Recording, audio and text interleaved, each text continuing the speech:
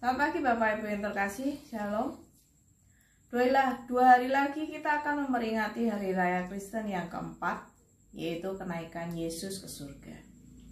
Setelah Yesus mati dan bangkit dari kubur, dan kemudian ia menampakkan diri kepada banyak orang selama 40 hari, dan genap 40 hari kemudian ia naik ke surga.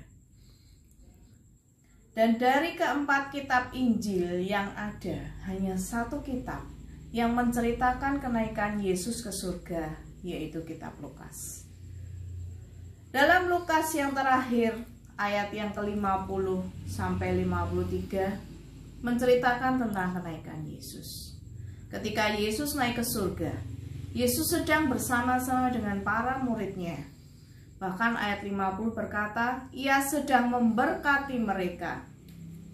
Dan dengan tiba-tiba ia berpisah dari mereka dan terangkat ke surga. Perpisahan yang tiba-tiba terjadi antara Yesus dan murid-muridnya. Saya yakin kalau misalnya kita ikut bersama-sama dengan mereka saat itu, kita juga akan kaget dan akan merasa kehilangan.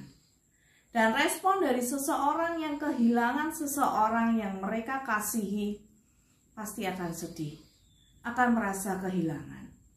Ketika kita kehilangan barang milik kita, apalagi barang berharga, kita pasti akan merasa bingung, sedih. Apalagi kita kehilangan orang yang kita kasihi, sebab kita pasti akan sedih.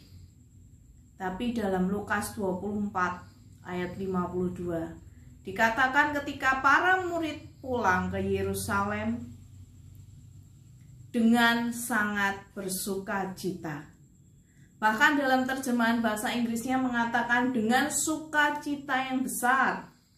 Murid-murid yang saat itu kehilangan Yesus dari tengah-tengah mereka. Tapi para murid justru merasa bersuka cita. Bukannya sedih, tapi bersuka cita. Mengapa? Sebelum Yesus naik ke surga, ia sudah mengingatkan bahwa walaupun ia naik ke surga dan tidak ada lagi bersama dengan para murid, tapi jangan takut, jangan khawatir, jangan sedih, karena Yesus tidak meninggalkan kita sendirian. Ia memberikan rohnya yang berkuasa itu untuk menjadi teman kita, untuk menjadi penolong bagi kita. Jadi kita tidak akan pernah ditinggalkannya sendirian. Maka dari itu, bersukacitalah. Bersukacitalah dan bersukacitalah, karena Roh Kudus, suatu pribadi dari Yesus sendiri yang akan menyertai dan menolong kita. Sukacita itu sangat penting bagi kita. Apapun kondisi kita, dalam keadaan sehat maupun sakit, sukacita dapat menjadi obat bagi orang yang sakit. Sukacita dapat menyembuhkan orang yang sedang patah hati. Sukacita dapat memengaruhi lingkungan kita untuk menjadi lebih baik. Hati yang penuh dengan sukacita dapat memberikan pikiran yang positif, yang otomatis akan memberikan hasil yang lebih baik daripada pikiran yang negatif. Sukacita dapat mengubahkan hati yang pahit menjadi manis. Ketika hati kita penuh dengan sukacita, maka kita bisa memberikan kata-kata yang manis kepada semua orang yang kita temui.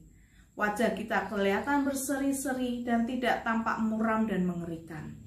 Ketika kita berjumpa dengan orang lain, kita lebih suka bertemu dengan orang yang berwajah cerah ceria, penuh senyum, atau lebih suka bertemu dengan orang yang wajahnya selalu muram dan masam. Saya yakin kita pasti lebih suka bertemu dengan orang yang berwajah penuh kedamaian dan sukacita. Bapak Ibu yang terkasih, mungkin saat-saat ini bukan saat yang tepat untuk bersukacita. Mungkin saat ini kita sedang dalam kondisi terpuruk. Mungkin ada di antara kita sudah tidak ada lagi pekerjaan. Kalau dipikir secara akal manusia, mungkin masa depan kita tidak jelas. Tapi saya katakan, bersukacitalah dalam segala hal. Bersukacitalah ketika menghadapi hal yang buruk. Tetaplah bersukacita. Karena Yesus yang naik ke surga itu sudah memberikan Roh Kudus-Nya kepada kita untuk menjadi penolong kita. maka patutlah kita hidup dengan penuh sukacita. Karena itulah yang Tuhan inginkan untuk kita lakukan. Aku senantiasa memandang kepada Tuhan, karena Ia berdiri di sebelah kananku, aku tidak akan goyah. Sebab itu hatiku bersukacita dan jiwaku bersorak-sorai. Bahkan tubuhku akan diam dengan tentram. Engkau memberitahukan kepadaku jalan kehidupan. Di hadapanmu ada sukacita berlimpah-limpah. Di tangan kananmu ada nikmat senantiasa. Tuhan memberkati.